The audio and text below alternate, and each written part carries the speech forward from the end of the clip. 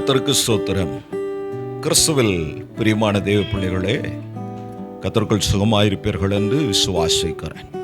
மீண்டும் தேவனுடைய ஆசீர்வாத வார்த்தை உங்களுக்கு கொண்டு வருவதில் மிகுந்த சந்தோஷம்.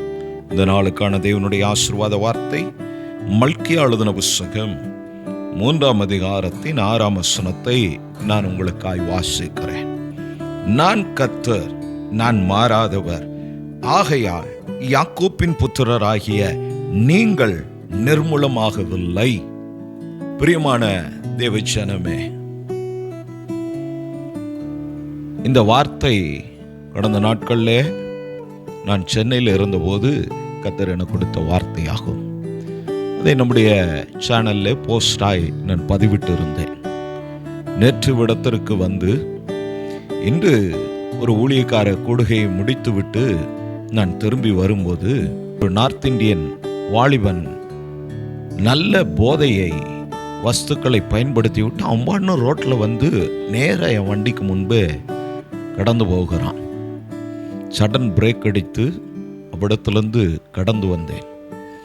திரும்பி நான் அடுத்த கொஞ்ச தூரம் வரும்போது திரும்பி இது போன்ற ஒரு விபத்து போன்றதான ஒரு காரியம். அங்கே கடிந்து கொண்டு ஜெபித்து நான் கடந்து வந்தேன் வீட்டுக்கு.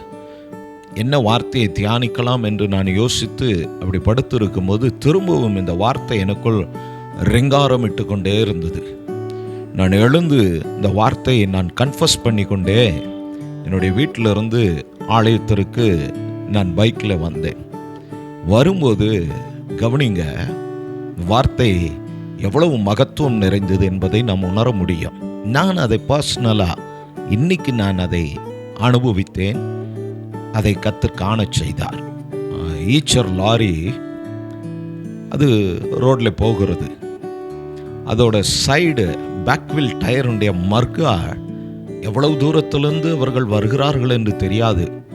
எங்கெல்லாம் அது உடைந்து ஒழுகலாம், அங்கெல்லாம் விழாமல் எனக்கு முன்பு 2 வாகனம் கடந்து போகிறது. 3வது நான் கடந்து வருகிறேன். கரெக்டாக என்கிட்ட வரும்போது அந்த மர்காள் பேக் சைடு கட்டாய் அப்படியே ரோட்டில் வந்து விழுது. ஒரு சிறு காயம் என் காலிலையோ என்னுடைய 2 வீலருக்கோ உண்டாகாதபடி கர்த்தர் காத்தார். அதை தான் சொன்னார், நான் கர்த்தர், நான் மாறாதவர், ஆகையால் யாக்கோப்பின் புத்திரரே நீங்கள் நிர்மூலமாகவில்லை. கேட்டுக்கொண்டிருக்கிறதான தேவ ஜனமே, மன போராட்டத்தில் பிரச்சனைகள் உங்களால் சொல்லி முடியாதது, அது வேதனை நிறைந்தது, நான் அறிவேன். 2000ஆம் வருஷம் இதே ஜூன் 26ஆம் தேதி நான் விபத்துக்குள்ளாகி ஏறக்குறைய 21 நாள் கோமாவில் இருந்து ரெக்கவரி ஆகி தேவக்கருவிலே என் தகப்பனுடைய ஜெபத்திலே, சபையாருடைய ஜெபத்திலே இன்று கர்த்தருடைய ஊழியத்தை நிறைவேற்றி கொண்டு உங்களுக்கும் தேவனுடைய ஆசீர்வாத வார்த்தையை நான் கொண்டு வருகிறேன். என்னுடைய பிரச்சனை ஏதுவானாலும் நம்முடைய தெய்வத்துக்கு முன்பு அவைகள் ஒன்றுமில்லை. வார்த்தையை நாம் அறிக்கையிட, வார்த்தையை நாம் நம்முடைய வாயினாலே சொல்லி நம்முடைய செவிகளை கேட்கச் செய்யும் போது அது நம்முடைய எலும்புகளுக்கு, நம்முடைய சரீரத்துக்கு அது பாதுகாப்பையும் ஆசீர்வாதத்தையும் சுகத்தையும் நம்மை சுற்றி இருக்கிற அட்மாஸ்பியரையும் மாற்ற வல்லமை உள்ளதாக இருக்கிறது. நான் அடிக்கடி சொல்லுகிற வார்த்தைகளில் ஒன்று, ஒரு கன்ல இருந்து ஒரு குண்டு செகண்ட் கிலோமீட்டர் கிராஸ் பண்ணுற அளவுக்கு இந்த நாட்களில் டெக்னாலஜி இருக்கிறது. ஆனால் அதை விட மிக துரிதமாக குறித்தப்பாமல் நம்மை காக்க, சத்துருவை அழிக்க தேவனுடைய வார்த்தை மகிமையும் மகத்துவமும் நிறைந்ததாய் இருக்கிறது. அதனால் பிரிய தேவ பிள்ளைகளே, பயப்படாதீங்க, கலங்காதீங்க, எதை குறித்தும் சிந்திக்காதீங்க. உங்களுடைய சூழ்நிலை என்னவானாலும் என்ன இல்லைனாலும் டோன்ட் வரி, அதை குறித்து கவலைப்பட வேண்டாம். ஏன்னா எபிரேயர்ல நாம் வாசிக்கிறோம், இயேசு கிறிஸ்து நேற்றும் இன்றும் என்றும் மாறாதவர் என்று. அதை தான் சொல்லுகிறார், நான் கர்த்தர், நான் மாறாதவர். அவர் அல்பா ஒமேகா. வானமும் பூமியும் சிருஷ்டிக்கப்படும் முன்பே தெய்வம் இருந்தார். ஆபிரகாமுக்கு சொன்னார், உன்னை கல்தேயர் தேசத்திலிருந்து அழைத்து வந்த கர்த்தர் நான் என்று சொல்லுகிறார்.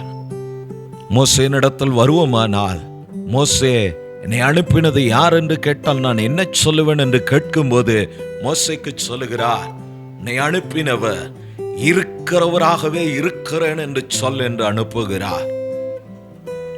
சர்வ வல்லமை உள்ள தெய்வம் அவருடைய நாமத்துக்கு முன்பு இந்த பூமியில் எழும்புகிற நாம், நீங்கள் ஃபேஸ் பண்ணுகிறதான போராட்டங்கள், நீங்கள் ஃபேஸ் பண்ணுகிறதான காரியங்கள் என்னவானாலும் உங்களுடைய சத்துருக்களின் எண்ணம் அல்ல, தெய்வ திட்டத்தை கர்த்தர் உங்களை நிறைவேற்ற வல்லவர். தெய்வம் ஆபிரகாமை போல, மோசேயை போல, மற்ற பரிசுத்தவான்களைப் போல அல்ல. புதிய ஏற்பாட்டு தேவ ஜனம், அவருடைய சொந்த இரத்தத்தினால் மீட்கப்பட்டவர்கள், இந்த நாமத்தை அறிய, இந்த நாமத்தை உச்சரிக்க, இந்த நாமத்தினால் மீட்கப்பட, இந்த நாமத்தினால் ரட்சிக்கப்பட அவர்கள் எல்லாம் வாஞ்சித்தார்கள். ஆனால் கர்த்தர் கிருபையாய் அதை உங்களுக்கும் எனக்கும் இந்த நாளில் கொடுத்திருக்கிறார். இதை தந்த தேவனுக்கு நாம் வாழ்நாளெல்லாம் நன்றி உள்ளவர்களாய் இருக்க வேண்டும். அதனால் தேவ ஜனமே, சோர்ந்து போன உங்களை பார்த்து நான் சொல்லுகிறேன், உங்களுக்காய் மரித்த கர்த்தர், எழுந்த கர்த்தர், அவர் மாறாதவர். வார்த்தையை கவனிங்க. ஆகையால் யாக்கோப்பின் புத்திரரே. யார் அந்த யாக்கோப்பின் புத்திரர்? யாக்கோப்பின் வம்சம், கோத்திர பிதாக்கள் யார்? அவர்களெல்லாம் கடந்து போனார்கள். அந்த வாக்குத்தத்தத்தின் சந்ததியாய் உங்களையும் என்னையும் கர்த்தர் ஏற்படுத்தி இருக்கிறார். ஆபிரகாமனுடைய சந்ததி, ஈசாக்கின் வம்சாவளி எது? அது கிறிஸ்துவின் சந்ததியாகும். இந்த கிறிஸ்து இயேசுவின் இரத்தத்தினால் மீட்கப்பட்டதான உங்களுக்காகவும் எனக்காகவும் தான் கர்த்தர் இந்த வாக்குத்தத்தங்களை கொடுத்திருக்கிறார். இந்த வார்த்தை உங்களுக்கானது. நீங்கள் நிர்மூலமாகாமல் இருப்பது வேற ஒன்றுமல்ல, உங்களை அழைத்த கர்த்தர் மாறாதவராயிருக்கிறபடினால, உங்களை தெரிந்தெடுத்தவர் ஜீவனோடு இருப்பதினாலே இன்று நீங்கள் நிர்மூலமாகாமல் இருக்கிறீர்கள். அதனால தான் அந்த சாட்சி மூன்றையும் நான் சொல்லி கர்த்தருடைய வார்த்தைக்குள்ளாய் கடந்து வந்த இந்த வார்த்தையை தந்த தெய்வம், வரப்போகிறதான ஆபத்து, வரப்போகிறதான காரியம், வரப்போகிறதான சூழ்ச்சிகள், பிசாசின் திட்டங்கள், விரோதங்கள், பகைகள், மனுஷிக கிரியைகள், இவைகளெல்லாம் அவர் முன்கூட்டி அறிகிறபடினால தான் அவர் மனிதன் அல்ல, அவர் தேவனாகிய கர்த்தர். கர்த்தர் நல்லவர். ஒரு வார்த்தை எனக்கு ஞாபகம் வருகிறது. 1 சாமுவேல் எழுதின புத்தகம் 15ஆம் அதிகாரத்தின் 29ஆம் வசனத்தை நான் வாசிக்கிறேன். இஸ்ரவேலின் ஜெயபலமானவர் பொய் சொல்லுகிறதும் இல்லை, தாம் சொன்னதை பற்றி மனஸ்தாபப்படுகிறதும் இல்லை, மனமாற அவர் மனுஷன் அல்ல என்றான். கேட்கிறதான தேவனுடைய ஜனமே, ஆகையால் யாக்கோப்பின் புத்திரரே, நீங்கள் நிர்மூலமாகவில்லை. இந்த கால ஓளை நாம் நிர்மூலமாகாமல் இருப்பது தேவனுடைய கிருபையே. அதே எரேமியா சொல்லுகிறான், கர்த்தருடைய கிருபை. பவுல் கர்த்தரிடத்தில் ஜெபித்த போது என் கிருபை உனக்கு போதும் என்றார். நாம் நிர்மூலமாகாமல் இருப்பது காரணம், நம்மை அழைத்த தெய்வம் மாறாதவராயிருக்கிறார். இந்த கால ஓளை இந்த வார்த்தை உங்களை தைரியப்படுத்தட்டும். உங்களுக்காய் மரித்தவர், உங்களுக்காய் இந்த வெளியேற பெற்ற ரட்சிப்பை கொண்டு வந்த தெய்வம், உங்களுடைய கரத்தில் இந்த வேதத்தையும் சபை கூடுதலையும் ஆராதனையும் ஊழியக்காரனையும் ஏற்படுத்தின தெய்வம் இன்றும் மாறாத தெய்வமாய் இருக்கிறார். அவர் நல்ல தெய்வம். அவரை உறுதியாய் பற்றி கொண்டு நடக்கிற உங்களை நிச்சயம் இந்த நாளில் சமாதானத்தோடு கர்த்தர் நடத்துவார். பயப்படாதீங்க. கர்த்தருடைய வாக்குத்தத்தத்துக்கும் தேவனுடைய வார்த்தைக்கும் முன்பு இந்த பூமியில் எதுவும் பெரிதல்ல. கர்த்தர் அவையெல்லாம் பார்த்து கொள்வார். வரப்போகிறதான தீங்குக்கு முன்பு வார்த்தையை கொடுத்து நடத்துகிற தெய்வம். அதனால தான் அந்த சாட்சியை நான் பகிர்ந்தேன். இந்த லாரியில் அவ்வளோ பெரிய மர்கான் இப்படி வந்து இப்படி இருக்கும். ஒரு பெண்டு, செகண்ட் பெண்டு, 3 பெண்டு இருக்கும். அதில் அவ்வளோ பெருசு. அது எங்கனாலும் விழலாம். எனக்கு முன்பு போனவர்கள் அவர்கள் மேலே விழுந்திருக்கலாம். ஆனால் அவர்கள் மேல் விழுந்திருக்குமானால் நிச்சயம் அது சேதத்தை ஏற்படுத்தி இருக்கும்.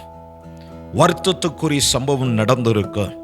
தெய்வ மனிதன் அங்கே வந்தபடினாலே, வாக்குத்தத்தத்தை பெற்ற மனிதன் அங்கே வந்தபடினாலே, அது விழுந்தாலும் சத்ருவின் எண்ணமல்ல, தேவனுடைய வார்த்தை ஜெயம் கொண்டது. கண்ணால் கண்டு அடுத்த 1 மினிட்ல நான் சர்ச்சுக்குள்ள நிற்கிறேன். இப்பொழுது நான் உங்களோடு பேசிக்கொண்டு இருக்கிறேன். எவ்வளவு நல்ல தெய்வம் பாருங்க. அவரை சார்ந்து இருக்கிறார். அவர் மாறாதவர் ஆனபடினாலே, அவர் கர்த்தரானபடினாலே நாம் நிர்மூலமாகுவதில்லை. நீங்களும் உங்கள் குடும்பமும் உங்கள் பிள்ளைகளும் உங்கள் சத்துருக்கள் சொன்னது போல, உங்கள் விரோதிகள் சொன்னது போல, உங்கள் பகைஞன் சொன்னது போல, உங்களுக்கு விரோதமாய் உங்களை முடித்து விடுகிறேன் என்று சொன்ன துஷ்டர்களுடைய எண்ணங்கள் அல்ல. உங்களை அழைத்தவர் மாறாதவர். அவர் மனிதன் அல்ல, அவர் தெய்வம், அவர் கர்த்தர், அவர் மாறாதவர். தைரியப்படுவோம். இந்த கால ஓலை என்னோடு கூட சேர்ந்து கண்களை மூடி நாம் ஜெபிப்போம். கர்த்தர் நம்முடைய ஜெபத்திற்கு பதில் கொடுக்கிறவர். நல்ல பிதாவே, இந்த வேளைக்காய் நன்றி செலுத்துகிறோம். இந்த கால ஓலை நான் கர்த்தர், நான் மாறாதவர் என்று சொன்னீரேன். அந்த வார்த்தையின்படி ஆண்டவரே, இந்த கால ஓலை கேட்கிற நம்முடைய பிள்ளைகளை கர்த்தர் தைரியப்படுத்துங்க.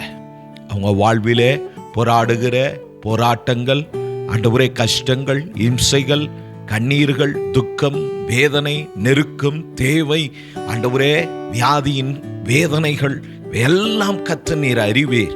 உடைய வார்த்தையை நீர் அனுப்புகிறீர். அதற்காய் ஸ்தோத்திரம்.